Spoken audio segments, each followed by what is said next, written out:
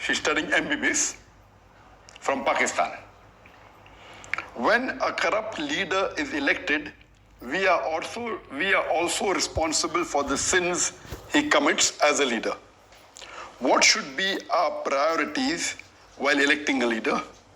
In today's circumstances, when we cannot find a loyal and honest leader, what should we do? Should we give our vote or waste our right to elect? A similar question is posed by Majid Khan from Hyderabad, India. What are the qualities which we should look for in today's age for selecting a leader for the Muslims? According to me, Dr. Zakir Naik would be my best choice to lead the Muslim Ummah today. Basically, the question posed here is that in today's world, most of the Muslim leaders are dishonest, they are corrupt. So who should we choose? Or should we let our vote go in waste? And the second question is that what are the qualities that a Muslim leader should have? And the brother suggested that I should be the leader, which will come to it later. Muslim leader in the world is a beloved Prophet Muhammad. That's the reason Michael H. Hart, he places him number one in the list of 100 most influential human beings in the history of humankind. Imagine he being a non-Muslim, places Muhammad as number one. And he says that Prophet Muhammad, peace be upon him, was not only successful as a religious leader, he was even successful as a social and a political leader.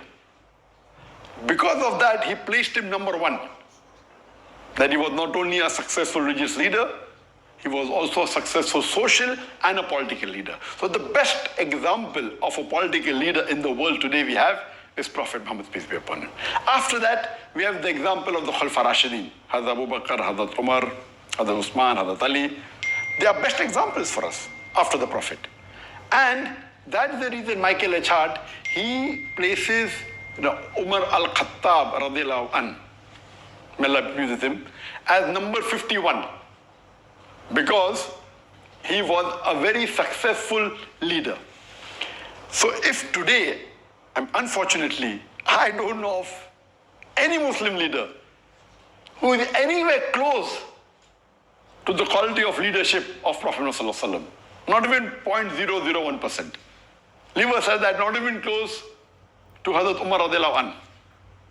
Umar bin Khattab, mashallah, he was so successful that he expanded the rule of the Muslim empire, mashallah. And if you read his seerah, you will find the example how a Muslim leader should be. Unfortunately today, none of the Muslim leaders, we have about 56 to 57 countries in which majority of the people are Muslims. In some country 100%, some more than 95, some more than 90, some more than 50%. There are about 57 countries in the world out of a little bit more than 200 countries. That means more than 27% of the countries in the world. There are countries in which Muslims are in majority. Unfortunately, none of these leaders are anywhere close to Umar al-Khattab radiallahu anh. Nowhere close. And if you read the seerah of Hazrat Umar, may Allah be pleased with him, he told his family that if any of my family members break any of the rules, they will get double punishment. Because the family of a can break any rule, they will get double punishment. And you have several examples. Unfortunately, we find today that most of the Muslim leaders, they are more, as the sister rightly asked the question, that most of them are corrupt, most of them are dishonest, they are involved more in making money for themselves, unfortunately. His sons, Abdullah and Ubaidullah, may Allah be pleased with them both, when they went to the governor of Basra, when they were passing Basra, the governor called them and he was very happy to meet them. He said, what can I do for you? Then he said, why don't you give this amana to Amirul Mu'minin, to your father, the Umar al-Khattab radiallahu anh. But I give you permission that on your way you can utilize the money for business, and when you get the principal amount back, keep the profit and you can give the principal amount back to Amir al-Mu'minin. This is the amana. So Hazrat Umar was angry, and he asked his sons that did the governor give this money to somebody else? They said no. So how come he has given it to you? So Umar radiallahu anh commanded to his sons that give the principal amount as well as the complete profit. Give everything to Baitul Mal. Then the people who were close to Hazrat Umar radiallahu anh, the other Sahabas, they told that this is a business deal and the permission was given by the governor. So what is their fault? And if it's a business deal, we're allowed to do that. So finally, after a lot of discussion, when they said that, he should change his ruling, then Hazrat Umar radiallahu anh said, okay, fine, give 50% of the profit to the Baitul Mal. So we see he was so strict, and he made it a law that any of his governor, before they appointed, he checks their wealth. And once they relieve the post, he checks their wealth again. And he allows only a small percentage of increase. Anything more than that, he said, give it to Baitul Mal. Not that he accused them of corruption. No. He said that means even if you spend more time in the worldly affairs, you're not fit to be a governor. If you want to be a governor under my rule, you have to give your pure time to your duty. Even if you make money, honestly, that is not your purpose. Unfortunately, we see today in the Muslim Ummah, most of the Muslim leaders, they are far away from the deen. If you just take the basic concept of Salah, I believe more than 50% of the Muslim leaders, they may not be offering 5 times Salah. We have gone far away from the Quran and Sunnah.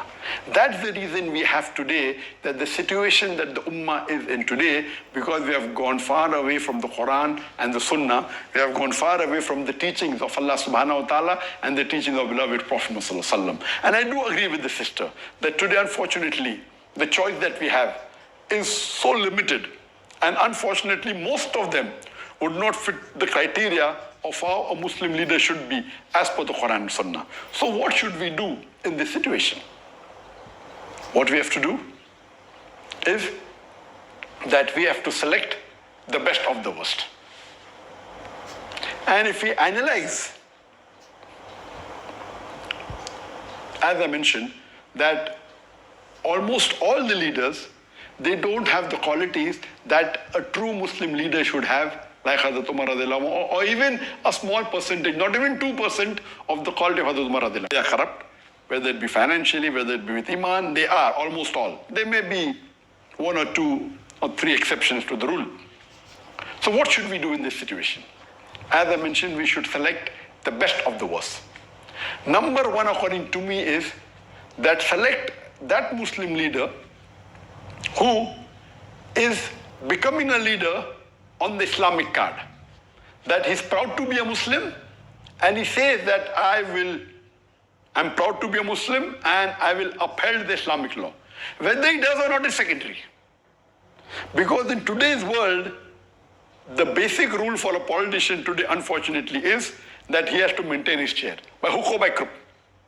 It may go against his set of rules, it may go against his deen, it may go against his family. As long as he is sitting on the chair, he is happy. So he will do anything to maintain his chair. Because of this reason, my first advice is that if two Muslim leaders are standing, select that Muslim leader who openly says that he's proud to be a Muslim and he is coming on the Islamic card. He may or may not be a practicing Muslim, that is secondary. I will go to the extent of saying that if there is one Muslim leader who is practicing Islam 20%, but is coming on the secular card, he is not saying that I will protect the Muslims, I will follow Islam. And there is another Muslim leader who's following 10% of Islam, but he's coming with the Islamic card. He's openly saying that I will protect the religion of Islam, I will protect the Muslims. Better select the person who's following 10% Islam as coming with the Islamic card rather than the other Muslim leader who's following 20% and is not coming on the Islamic card, because the person who's not coming on the Islamic card will not go out of his way to follow the Islamic principles, because that was not his trump card to win the election. Whereas the other Muslim leader who may not be following Islam as much as the other person, both are below average, but at least because he's come with the Islamic card, he will see to it that he'll make more masajid. The law of Islam, he will help the Muslim because his trump card to win the election was the Islamic card. This is a very key point. Unfortunately, and we know, as the sister rightly said, that majority, almost all are corrupt. Are maybe 1, 2 or 3 if we search in the Muslim Ummah who may be following majority of the faraiz in Islam. But they may not be having the acumen to be a good leader. They may not be offering 5 times salah, may be offering maybe a few times in a week. But they may openly protest Islam because that is the principle, but they are not doing it for the Islam because they are doing because that is what they feel is right. They are more for the cause of humanity, but Islam is far above humanity. हमारे पास जो है black colour available है इसके अंदर जैसे may benefit in one particular aspect of Islam to the Muslim Ummah, but on the other hand there may be a danger. So that is the reason I personally prefer that you select those Muslim leaders who, number one, are proud to be Muslims. Unfortunately, when you look at the Muslim leaders, most of them, they're not following the Sunnah. I'm giving a small example of keeping a beard. It's not a big thing. To keep a beard doesn't take any effort. But our beloved Prophet Muhammad said, it's mentioned in Sahih Bukhari, in volume number 7, hadith number 5892, that the Prophet said, that do the opposite of what the mushriks do, what the unbelievers do. Grow your beard and trim your mustaches. According to all 4 schools of thought, all the 4 Aimmas, keeping a beard is fard. It's such a small effort, but they're not proud to be Muslims. That doesn't mean if you keep a beard, you have fulfilled all the requirements. No, please don't get me wrong. In requirements, you have to follow the 70 major sins and see how good the person is. So what we have to realize, the best, who's practicing and doing all the faraiz, I don't think so. If you search, you may find 1 or 2, but on the face of it, they may not be good leaders, but they may be following the faraiz. So here, see to it that you elect those who are coming with the Islamic card and those who are proud to be Muslims and present themselves as Muslims, are not shy when they meet the non-Muslim leaders. They're not shy to present themselves as Muslims. Prophet and Seerah of Hazrat Umar radiallahu anhu, Hazrat Abu Bakr, Hazrat Usman, Hazrat Ali, and you see the examples in their life, how honest. And none of these leaders, they wanted to become leaders. The hadith of the Prophet, anyone who wants to be an Amir, wants to be a leader, is not the right person. Here we find that most of the leaders want to be leaders. In the Islamic teachings, a person who himself wants to be a leader should not be made the leader. That he feels that Dr. Zakir Naik is the best choice. I'm sorry, I disagree with you totally. I don't have the qualities to be a leader at all.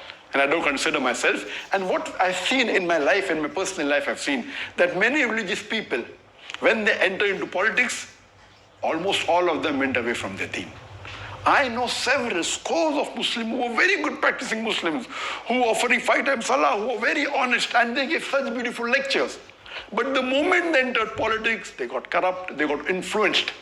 Because unfortunately, the ummah that we have today, they are not like the Sahaba at the time of the Prophet and Khulafa Rashidin.